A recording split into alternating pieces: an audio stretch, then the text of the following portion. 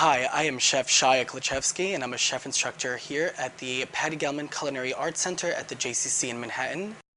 Now I'm going to show you how to julienne and brunoise a carrot. A julienne is French for a matchstick, and a brunoise is a fine dice that you make off of the julienne. One of the ways that you can make a julienne cut is by using a mandolin, but these are really wonderful machines, but they can be costly or take up a lot of space, so I'm going to show you how to use a knife to do this. Start off with a peeled carrot, which is what we have here. And the French are very particular with what they consider to be a julienne. A julienne can usually not be more than 2 inches long.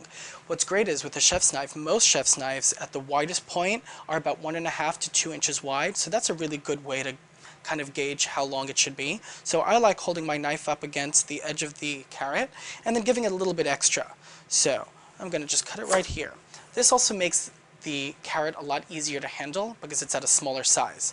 Now the first thing you want to do once you get your size out of the carrot is you want to make sure that it's stable, because right now you see how it's round and it's going to roll. That could be a little dangerous when working in the kitchen with a sharp knife. So the first thing you want to do is hold it really tightly, but in a way that it's stable in your hand. And again, using your finger as a guide, you just want to slice a little thin piece off of the edge of the carrot.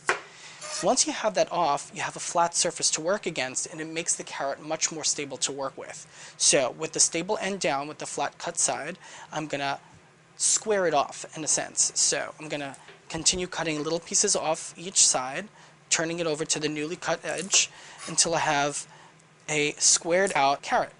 Now, from this square cut, you're going to want to cut planes.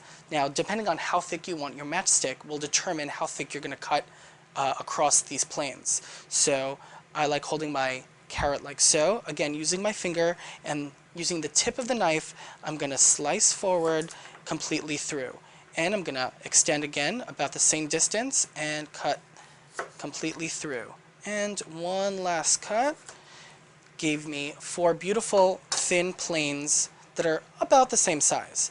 Now, you could layer these on top of one another and cut that way, but I'd like to work with one piece at a time. So with that piece now firmly flat against my cutting board, I'm going to cut little matchsticks using the same technique. I'm holding my fingers together and pushing them a little forward, and with the tip of my knife cutting completely across, and now I'm left with these gorgeous little matchsticks.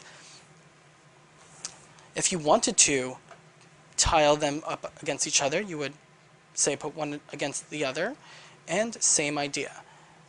Just continue slicing. But because there are 2, you have to hold them on either end. So it makes it a little bit difficult to maneuver, but once you get the hang of it, it actually speeds up the amount of chopping that you have to do. So there you go.